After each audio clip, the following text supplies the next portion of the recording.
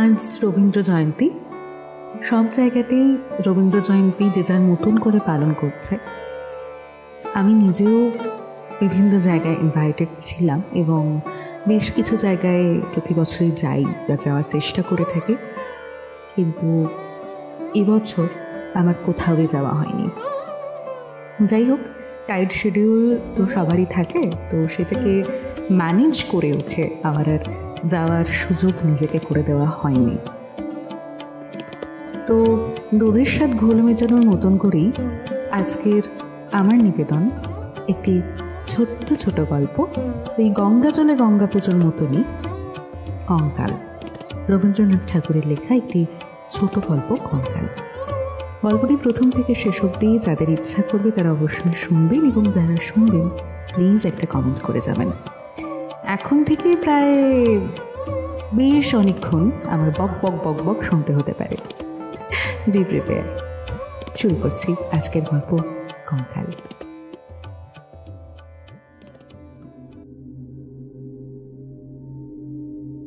আমরা 3 বাল্যসঙ্গী যে ঘরে শয়ন করিতাম, তাহার পাশের ঘরের দেওয়ালে একটি আস্ত নরকঙ্কাল ঝুলানো থাকিত। রাত্রে বাতাসে তাহার হাড়গুলা খটখট শব্দ করিয়া নড়িত। দিনের বেলায় আমাদিগকে সেই হাড় নাড়িতে হইত।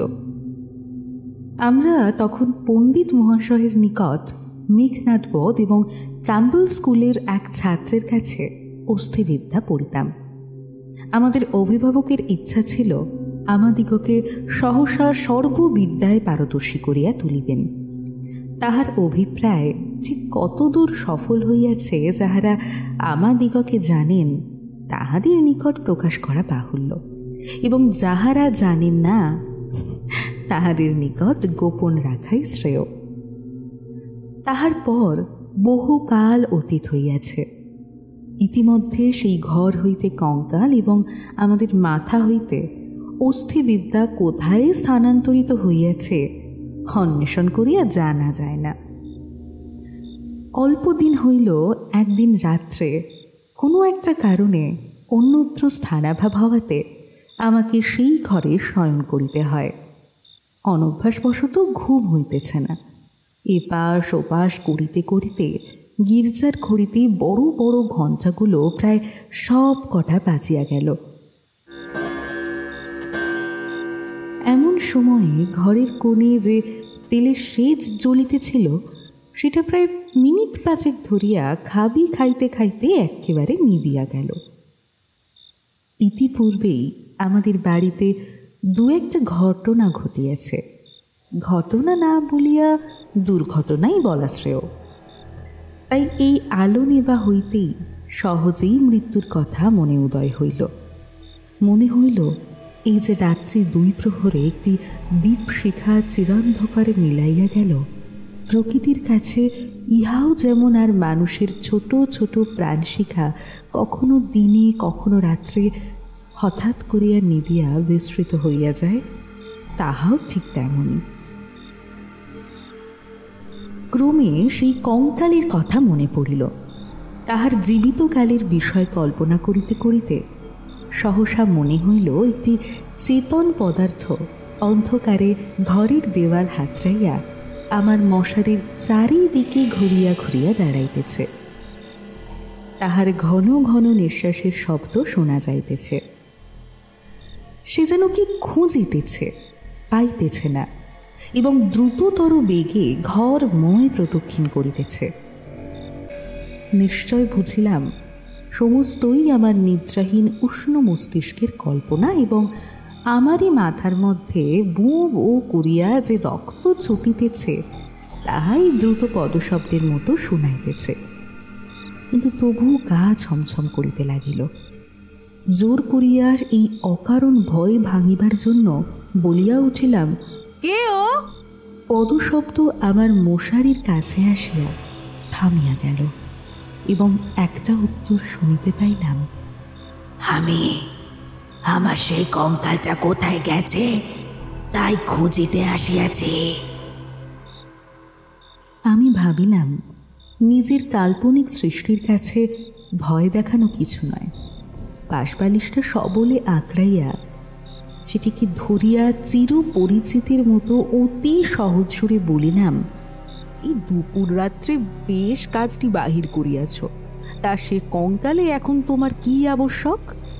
অন্ধকারে মশারির অত্যন্ত নিকট হইতে উত্তর আসিল, বলো কি, আমার বুকের হাড় যে তারই মধ্যে ছিল। আমার 26 বৎসরের যৌবন যে তাহার চারিদিকে বিকশিত হইয়াছিল, একবার দেখিতে ইচ্ছা করে না? আমি তৎক্ষণাৎ বলিলাম, হ্যাঁ, কথাটা সঙ্গত বটে, তা তুমি সন্ধান করোগে যাও, আমি একটু ঘুমাইবার চেষ্টা করি। সে বলিল, তুমি একলা আছো বুঝি? তবে একটু বসি, একটু গল্প করা যাক। 35 বৎসর পূর্বে আমিও মানুষের কাছে বসিয়া মানুষের সঙ্গেই গল্প করিতাম। এই 35টা বছর আমি কেবল শ্মশানের বাতাসে হু হু শব্দ করিয়া বেড়াইয়াছি। আজ তোমার কাছে বসিয়া আর একবার মানুষের মতো গল্প করি। অনুভব করিলাম আমার মশারির কাছে কে একটা যেন বসিল।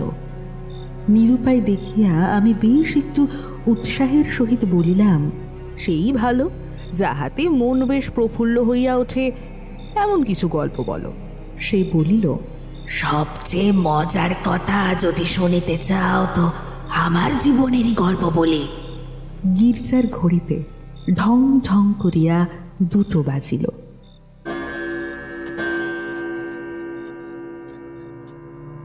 যখন মানুষ ছিলাম এবং ছোট ছিলাম, তখন এক ব্যক্তিকে জমের মতো ভয় পেতাম। তিনি আমার স্বামী। মাছকে বড়শি দিয়া ধরিলে তাহার যেমন মনে হয়, আমারও সেই রূপই মনে হইত। অর্থাৎ কোনো এক সম্পূর্ণ অপরিচিত জীব যেন বড়শিতে গাঁথিয়া আমাকে স্নিগ্ধ গভীর জন্ম জলাশয় হইতে টান মারিয়া ছিনিয়া লইয়া যাইতেছে। কিছুতে তাহার হাত হইতে পরিত্রাণ নাই। বিবাহের 2 মাস পরেই আমার স্বামীর মৃত্যু হইল এবং আমার আত্মীয় স্বজনেরা অনেকে হইয়া অনেক বিলাপ পরিতাপ করিলেন।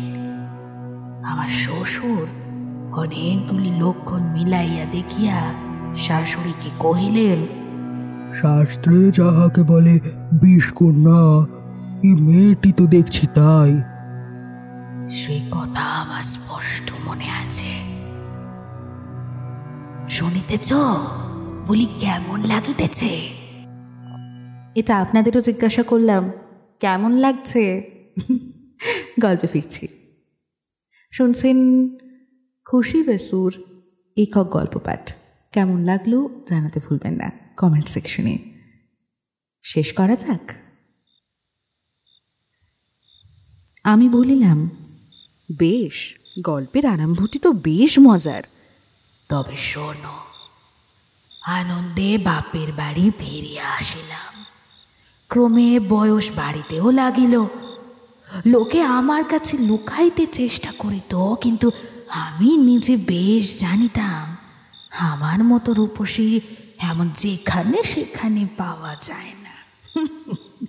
তা তোমার কি মনে হয়? খুবই সম্ভব। আমি তো তোমাকে কোনোদিন দেখি নাই। দেখো নাই কেন? আমার সেই কঙ্কাল। আমি ঠাট্টা করিতেছি।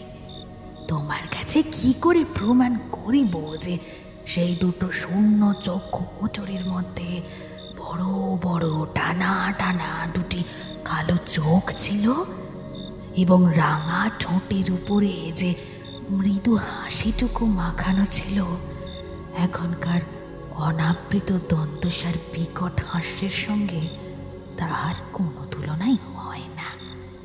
এবং সেই কয়খানা দীর্ঘ শুষ্ক অস্থিখণ্ডের উপর এত লালিত্য, এত লাবণ্য, যৌবনের এত কঠিন কোমল নিটল পূর্ণতা প্রতিদিন প্রস্ফুটিত হইয়া উঠিতেছিল, তোমাকে তাহা বলিতে গেলেও হাসি পায়, রাগও ধরে। আমার সেই শরীর হইতে যে অস্থিবিদ্যা শেখা যাইতে পারে তাহা কখনো বড় বড় ডাক্তাররাও বিশ্বাস করিত না। আমি জানি একজন ডাক্তার তাহার কোনো বিশেষ বন্ধুর কাছে আমাকে কনক চাপা বলিয়াছিলেন। তাহার অর্থ এই, পৃথিবীর আর সকল মানুষই অস্থিবিদ্যা এবং শরীর তত্ত্বের দৃষ্টান্ত স্থল ছিল। কেবল আমি সৌন্দর্যরূপী ফুলের মতো কনক চাপা হয়ে উঠেছিলাম। কনক চাপার মধ্যে কি একটা কঙ্কাল আছে? আমি যখন চলিতাম তখন আপনি বুঝিতে পারিতাম যে একখণ্ড হীরা নাড়াইলে তাহার চারিদিক হইতে যেমন আলো ঝকঝক করিয়া ওঠে, আমার দেহের প্রত্যেক ক্ষতিতে তেমনি সৌন্দর্যের ভঙ্গি নানা স্বাভাবিক হিল্লোলের চারিদিকে ভাঙিয়া পড়িত।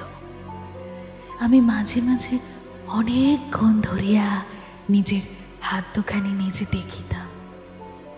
পৃথিবীর সমস্ত ঔদ্ধত্য পুরুষের মুখে রাশ লাগাইয়া মধুরভাবে বাগাইয়া ধরিতে পারে এমনই দুইখানি হাত। সুভদ্রা যখন অর্জুনকে লইয়া তৃপ্ত ভঙ্গিতে আপনার বিজয়রথ বিস্মৃত 3 লোকের মধ্য দিয়া চালাইয়া সেখান থেকে লইয়া গিয়াছিলেন, তাহার বোধ করি এইরূপই দুখানা অস্থল সুজল বাহু, আরক্ত করতল এবং লাবণ্য শিখার মতো অঙ্গুলি ছিল। কিন্তু আমার সেই নির্লজ্জ নিবারণ, নিরাভরণ চিরবৃদ্ধ কঙ্কাল তোমার কাছে আমারই নামে মিথ্যা সাক্ষ্য দিয়াছে। আমি তখন নিরুপায় নিরুত্তরী ছিলাম। এই জন্যই পৃথিবীর সবচেয়ে তোমার উপর আমার বেশি রাগ। ইচ্ছা করে আমার সেই 16 বৎসরের জীবন্ত যৌবনটাপে উত্তপ্ত আরক্তিম রূপখানি একবার তোমার চোখের সামনে দাঁড় করাই। বহুকালের মতো তোমার 2 চোখে নিদ্রা ছুটাইয়া দিক, আমার অস্থিবিদ্যাকে অস্থির করিয়া দেশ ছাড়া করি। আমি বলিলাম, তোমার গা যদি থাকিত তা তো গা ছুঁইয়া না হয় বলিতাম, সে বিদ্যার লেশ মাত্র আমার মাথায় নাই। আর তোমার সেই ভুবনমোহন পূর্ণ যৌবনের রূপ রজনীর অন্ধকার পটের উপরে জাজল্যমান হইয়া ফুটিয়া উঠিয়াছে, আর অধিক বলিতে হইবে না। আমার কেহ সঙ্গিনী ছিল না। দাদা প্রতিজ্ঞা করিয়াছিলেন বিবাহ করিবেন না। অন্তঃপুরে আমি একা, বাগানের গাছতলায় আমি একাই বসিয়া ভাবিতাম সমস্ত পৃথিবী আমাকেই ভালোবাসিতেছে, সমস্ত তারা আমাকে নিরীক্ষণ করিতেছে। বাতাস ঝল করিয়া বারবার দীর্ঘ নিঃশ্বাসে পাশ দিয়া চলিয়া যাইতেছে, এবং যে তৃণাসনে পা দুটি মেলিয়া বসিয়া আছি তাহার যদি চেতনা থাকিত তবে সে পুনর্বার অচেতন হইয়া যাইত। পৃথিবীর সমস্ত যুবা পুরুষ ওই তৃণপুঞ্জ রূপে দল বাঁধিয়া নিস্তব্ধে আমার চরণবর্তী হইয়া দাঁড়াইয়াছে, এইরূপ আমি কল্পনা করিতাম। হৃদয় অকারণে কেমন বেদনা অনুভব হইত। দাদার বন্ধু শশীশেখর যখন মেডিকেল কলেজ হইতে পাশ হইয়া আসিলেন তখন তিনি আমাদের বাড়ির ডাক্তার হইলেন। আমি তাহাকে পূর্বে আড়াল থেকে অনেকবার দেখিয়াছি। দাদা অত্যন্ত অদ্ভুত লোক ছিলেন। পৃথিবীটাকে যেন ভালো করিয়া চোখ মেলিয়া দেখিতেনি না।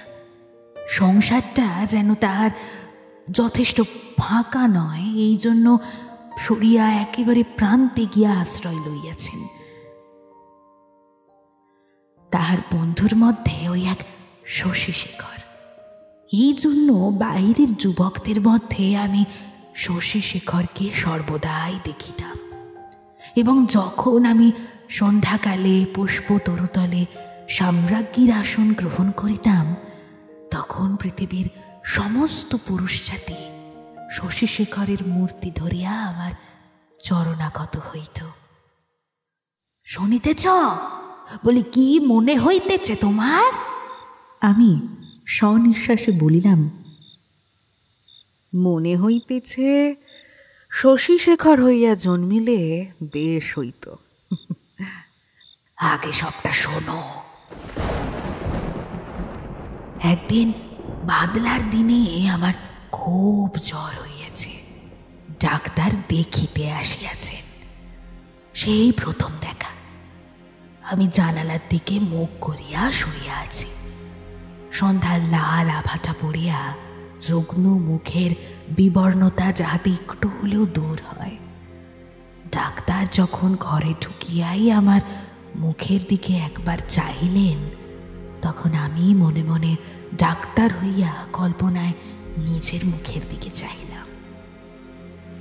সেই সন্ধ্যাকালে কোমল বালিশের উপরে একটি ঈষৎকৃষ্ট কুসুম পিলব মুখ অসংযমিত চূর্ণ কুন্তল ললাটের উপর ঠিক আসিয়া পড়িয়াছে এবং লজ্জায় আনমিত বড় বড় চোখের পল্লব কপলের উপর ছায়া বিস্তার করিয়াছে।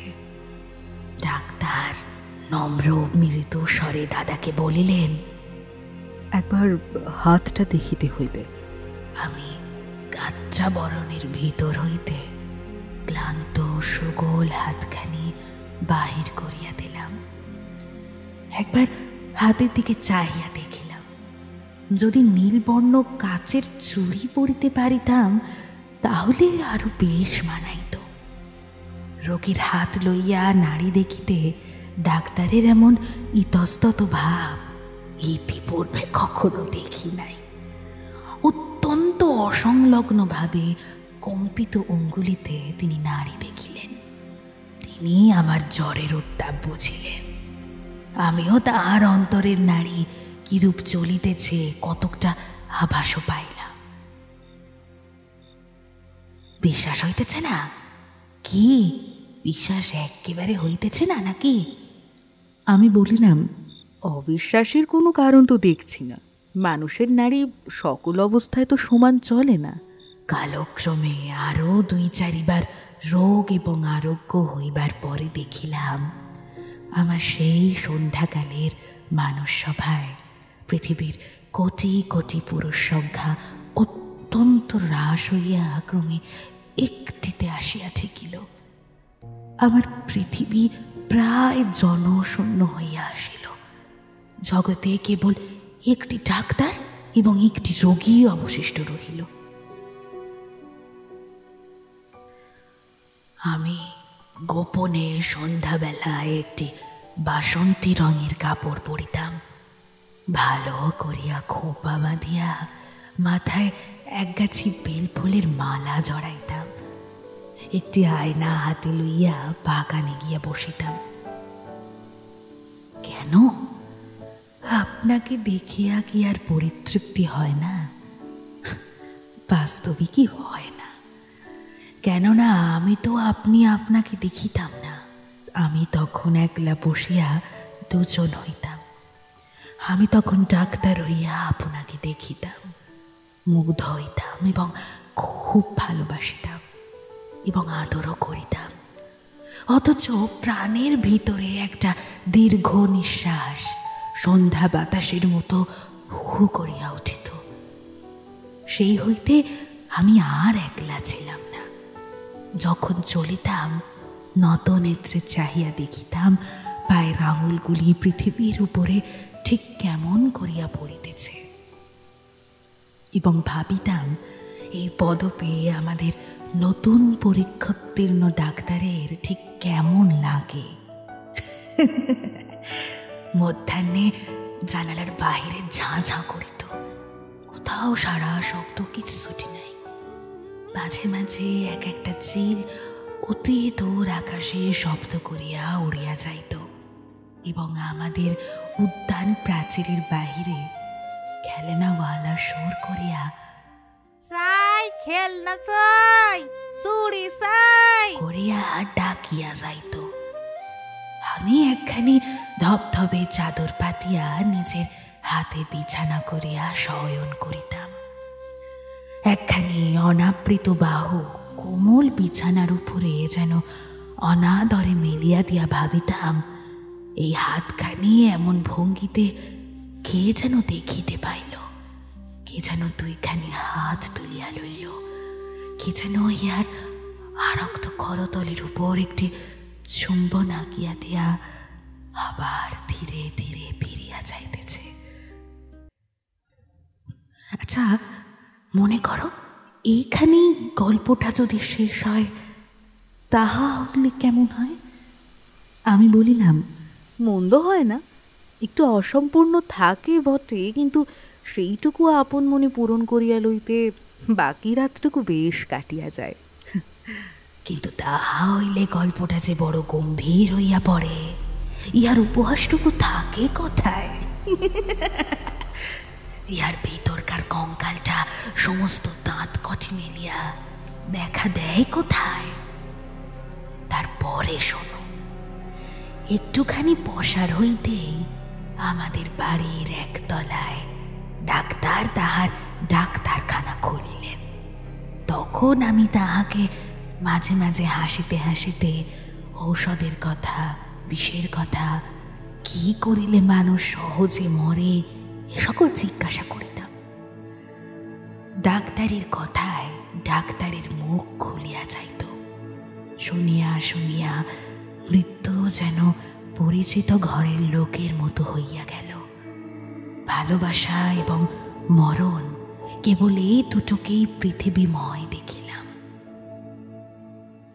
আমার গল্প কিন্তু প্রায় শেষ হইয়া আসিতেছে, আর বড় বাকি নাই। আমি মৃদুস্বরে বলিলাম, রাত্রিও তো প্রায় শেষ হইয়াই আসিল। কিছুদিন হইতে দেখিলাম ডাক্তারবাবু বড় অন্যমনস্ক এবং আমার কাছে যেন ভারী অপ্রতিভ। একদিন দেখিলাম তিনি বেশ অন্যরকম সাজসজ্জা করিয়া দাদার কাছে তাহার জুড়ি ধার লইলেন। রাত্রি কোথায় যাইবেন, আমি আর থাকিতে পারিলাম না। দাদার কাছে গিয়া নানা কথার পর জিজ্ঞাসা করিলাম, হ্যাঁ দাদা, ডাক্তারবাবু চুড়ি লইয়া কোথায় যাইতেছেন? হ্যাঁ। সংক্ষেপে দাদা বলিলেন, মরিতে। আমি বলিলাম, না, সত্য করিয়া বলো দাদা। তিনি পূর্বাপেক্ষা কিঞ্চিত খোলসা করিয়া বলিলেন, বিবাহ করিতে। আমি বলিলাম, সত্যি নাকি?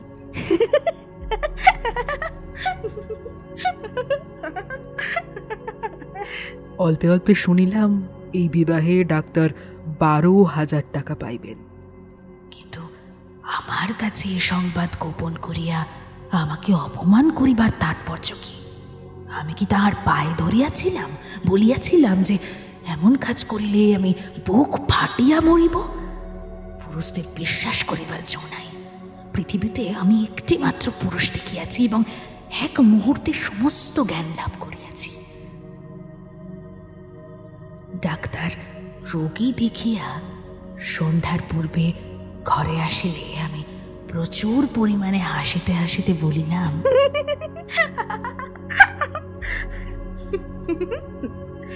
কি ডাক্তার মহাশয়, আজ নাকি আপনার বিবাহ? আমার প্রফুল্লতা দেখিয়া ডাক্তার যে কেবল অপ্রতিভ হইলেন তাহা নহে, ভারী বিমর্ষ হইয়া গেলেন। জিজ্ঞাসা করিলাম, বাজনাবাদ তো কিছুই যে নাই। শুনিয়া তিনি ঈষৎ একটু নিঃশ্বাস ফেলিয়া বলিলেন, বিবাহ ব্যাপারটা কি সত্যিই এতটা আনন্দের?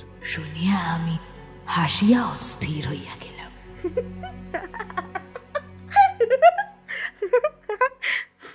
সে হইবে না, বাজনা চাই, আলো চাই, সব কিছু চাই। দাদাকে এমনই ব্যস্ত করিয়া তুলিলাম যে দাদা তখনই রীতিমতো উৎসবের আয়োজনে প্রবৃত্ত হইলেন। আমি কেবলই গল্প করিতে লাগিলাম। বধূ ঘরে আসিলে কি হইবে, কি করিব জিজ্ঞাসা করিলাম। আচ্ছা ডাক্তার মহাশয়, তখনও কি আপনি রোগীর নাড়ি টিপিয়ে বেড়াইবেন? যদিও মানুষের বিশেষত পুরুষের মনটা দৃষ্টিগোচর নয়, তবু আমি শপথ করিয়া বলিতে পারি, কথাগুলি ডাক্তারের বুকে শেলের মতো বাজিতেছিল। অনেক রাত্রে লগ্ন। সন্ধ্যাবেলায় ডাক্তার ছাদের উপর বসিয়া দাদার সহিত 2-1 পাত্র মদ খাইতেছিলেন। দুজনেরই অভ্যাসটুকু ছিল। ক্রমে আকাশে চাঁদ উঠিল। আমি হাসিতে হাসিতে আসিয়া বলিলাম, ডাক্তার মশাই, ভুলিয়া গেলেন নাকি? যাত্রার যে সময় হইয়াছে। এইখানে একটা সামান্য কথা বলা আবশ্যক। ইতিমধ্যে আমি গোপনে ডাক্তারখানায় গিয়া খানিকটা গুঁড়া সংগ্রহ করিয়া আনিয়াছিলাম এবং সেই গুঁড়ার কিয়াদংশ সুবিধা মতো অলক্ষিতে ডাক্তারের গ্লাসে মিশাইয়া দিয়াছিলাম। কোন গুঁড়া খাইলে মানুষ মরে তা ওই ডাক্তারের কাছেই শিখিয়াছিলাম। ডাক্তার এক চুমুকে গ্লাসটি শেষ করিয়া কিঞ্চিত আর্দ্র গদগদ কণ্ঠে আমার মুখের দিকে মর্মান্তিক দৃষ্টিপাত করিয়া বলিলেন, তবে চলিলাম।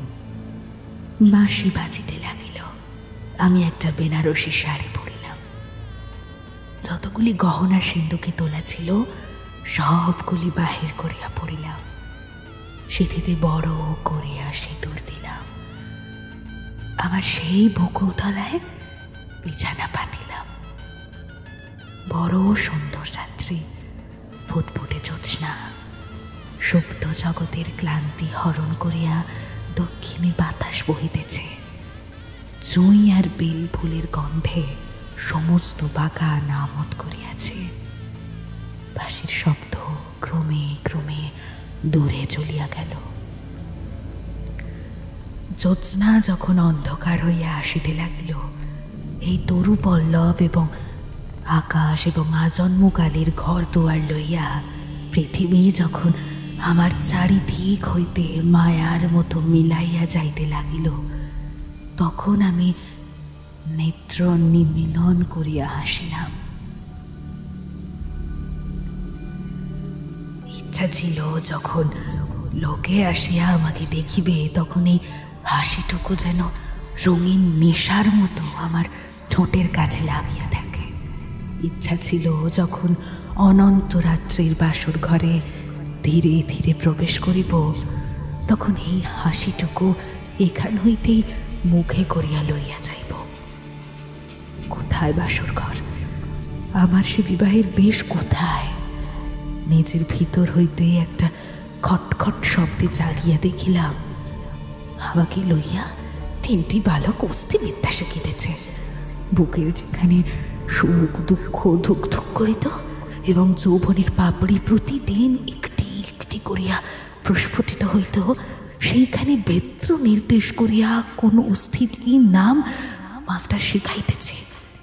আর সেই যে অন্তিম হাসিটুকু ওষ্ঠের কাছে ফুটাইয়া তুলিয়াছিলাম তাহার কোনো চিহ্ন দেখিতে পাইয়াছিলে কি? গল্পটা কেমন লাগিল? আমি বলিলাম, গল্পটি বেশ প্রফুল্লকর। এমন সময় প্রথম কাক ডাকিল। জিজ্ঞাসা করিলাম, এখনো কি আছো? কোনো উত্তর পাইলাম না। ঘরের মধ্যে ভোরের আলো প্রবেশ করিল। নমস্কার। শেষ হলো রবীন্দ্রনাথ ঠাকুরের লেখা ছোট গল্প কঙ্কাল। যাদের ভালো লাগলো এতক্ষণ এই 30 মিনিট ধরে আমার একার বকবক শোনার পর, যাদের ভালো লাগলো বা যারা মনে করলেন যে হ্যাঁ বেশ ভালো লেগেছে, তারা প্লিজ একটু নিজেদের মতামতটা কমেন্টে জানিয়ে যাবেন। আর খুব ভালো থাকবেন। দেখা হবে নিশ্চয়ই খুব তাড়াতাড়ি। ধন্যবাদ। শুভরাত্রি।